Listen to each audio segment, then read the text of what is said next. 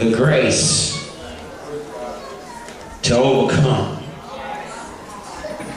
There is much to be said about the grace and mercy of God in the lives of every believer. We can talk about it all night long without even cracking the surface of its magnificence. There is so much that grace entails that it can be mind-boggling and mind-blowing, which is why it never ceases to amaze us. Now, I can't speak for you, but I must admit that it amazes me whenever I think about it, because if it had not been for the Lord who was on my side, I would not be here on tonight. Look at somebody and tell them that I'm amazed. Especially when I think of how ungrateful and undeserving we really are. But nevertheless, grace is the very thing that keeps us standing while the pressures of life seem to weigh us down. It is the lifeline that is tossed out to rescue and raise us at those moments when we have fallen and can't seem to get ourselves back up. God's grace is so generous that it affords us another opportunity to get it right, while His mercy protects us from the destruction of our wrongs. I tell you, saints, there is much to be said about the unmerited favor of God that has proven itself time and time again to be sufficient. Do you hear what I'm saying? No wonder somebody penned the words, "Amazing grace, how sweet the sound that saved a wretch like me. I once was lost, but now I'm found. I was blind." But He didn't stop right there. He said, "Through many dangers, toils and snares I have already come." It was grace that brought me safe thus far. It is grace. It will lead me on. And that's what I stopped by to tell somebody tonight, that in spite of all the danger that you faced in 2013, in spite of all the toils and snares that you had to endure, it was nothing but His amazing grace that kept saying yes when your circumstances kept telling you no. And please keep in mind that the same grace that kept you in 2013 will be just as sufficient to sustain you as you make your way on to and through 2014. Now, can I get real with you for a minute? Y'all don't mind if I get real for a moment. Let me tell you the truth, but let me say this. If I can say this without you getting upset with me.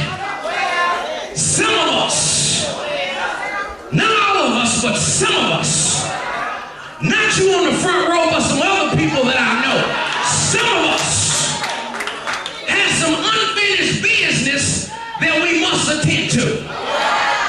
Or 2014 will be no different than 2011, 12, or 13. The problem is that some of us have failed to walk by faith, but insist on stepping by sight. Some of us have ran from our problems, but cannot seem to escape them. Some of us have folded in battle, felt too defeated to fight the good fight of faith, and have now met the demands of the devil. But the Lord wants you to know tonight that we were not designed to be conquered Christians. Can I say that again? We were not designed to be conquered Christians. But when He saved us by His grace, He empowered us to be more than conquerors. Do you hear what I'm saying? What I'm trying to tell you, it's time to stop running from your problems. It's time to stop hiding from your issues. It's time to stop folding up in battle.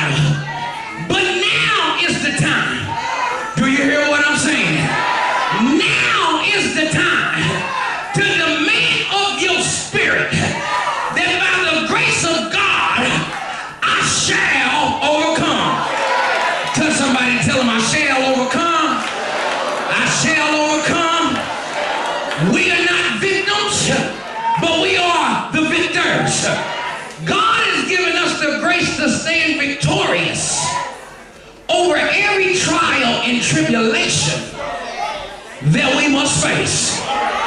And although the situation may seem too hard to bear, just remember that we can do all things through Christ, who will strengthen us to succeed. For I heard him say in John 16:33, that in this world ye shall have tribulation, but be of good cheer, because I have overcome the world. You see, to overcome in this light means to face your problems and issues and battles head on, to successfully subdue them. I don't think y'all caught that. To overcome means to face your problems and issues and battles head on, to successfully subdue them. Look at somebody and tell them it's time to go to war. For we wrestle not against flesh and blood, but against principalities, against powers, against the rulers of the darkness of this whole world, against spiritual wickedness in high places. I tell you, saints, it's time to go to war. For we cannot continue to sit back and do nothing while our kids are dying daily in these streets. Senseless killings brought on by the lust of the flesh, the lust of the eyes, and the pride of life. Our jails and institutions are filling to capacity with young folk whose way of thinking will make prison a permanent place. Church, it's time to go to war. And although we may not be able to stop the violence, we can still reach out to save as many as we possibly can. Tell somebody and tell them it's time to go to war. Too many people are sleeping out in the cold, under bridges, with no money and no food to eat. It's time